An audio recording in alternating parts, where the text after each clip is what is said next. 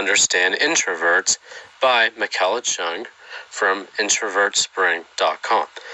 Introverts are unassuming observers who understand deeply, but rarely feel understood. This is annoying, to say the least. It sucks to feel like the puzzle no one will ever solve. Most people don't even bother trying, but there is hope. Over the past 2 years, there's been an introvert revolution. More and more people have heard about the true definition of an introvert. Someone who gains energy from being in solitude and loses energy in stimulating environments. With greater understanding comes greater acceptance. Finally, people are starting to see that introversion is not an affliction that needs to be cured or fixed. Introverts are awesome just the way we are, but not everyone gets it yet. There are still some lost souls out there who misunderstand introverts in the most annoying ways. Hopefully, this blog post will help set the record straight. 1. They misinterpret our quietness. Every introvert has heard the question, "Why are you so quiet?" more times than we can count. And it gets more annoying every time we hear it. Most of the time, people misinterpret our quietness. They think we're angry, depressed, or just plain snobby. But it's usually none of the above. An introvert's brain processes more information at a time than an extrovert. Going quiet and retreating into our imagination gives our brain the chance to rest and reset. We also don't like talking if we don't have anything meaningful to say. Introverts hate small talk, so we'd rather stay quiet than pollute their space with superficial chatter. Introverts avoid small talk because we know it is the white bread of conversation. There are no real nutrients in it, just empty calories. 2. They underestimate our intelligence. Unfortunately, in today's extrovert-biased society, people confuse outspokenness with confidence and intelligence. But he who speaks the loudest is not necessarily the smartest. Introverts may not say much, but we have a universe of creative ideas inside our head. While our extroverted coworkers shout out the first thoughts come to their head, we tend to take our time and only share fully formed ideas.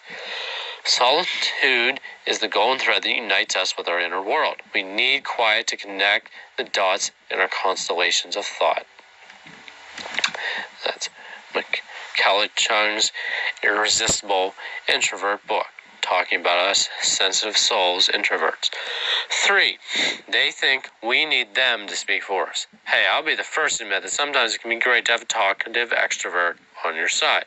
They can keep conversations afloat when an introvert's energy levels start sinking, but sometimes they take it too far. They misinterpret our word economy as an invitation to speak over and above us. They may also speak for us in group conversations, assuming we can't speak up for ourselves. This can make introverts feel belittled, trust that we can speak for ourselves if we want to. 4. They think our silence is an invitation. Conversations get tiring for introverts. Even listening can be exhausting, especially if our conversation partner speaks quickly and doesn't pause. After a while, we may want to slow down, enjoy a few moments of silence. Unfortunately, people see our lack of response as an invitation to keep talking and talking. Please, just stop. Introverts naturally need and want to pull away sometimes. We go quiet to gather our thoughts or disappear for a while to daydream. 5. They assume we're shy. Introversion and shyness are not the same thing. Both introverts and extroverts can be shy, because shyness has to do with a fear of social situations. Introversion, on the other hand, has more to do with where you get your energy. 6. They think we have no backbone. Just because introverts are calm and soft-spoken doesn't make us pushovers. Introverts can be confident and assertive, sometimes surprisingly so. Don't misinterpret our gentle nature as a sign of weakness. Introverts can be as bold and courageous as any extrovert. 7. They misread our facial expressions, and this is particularly common if you have autism. Let's face it. People think our pinched expression is a sign that we're silently judging them, or that we're mad at them, or just plain grumpy. No, we're just quietly planning your demise. Just kidding. Okay? Our expression is when we're daydreaming.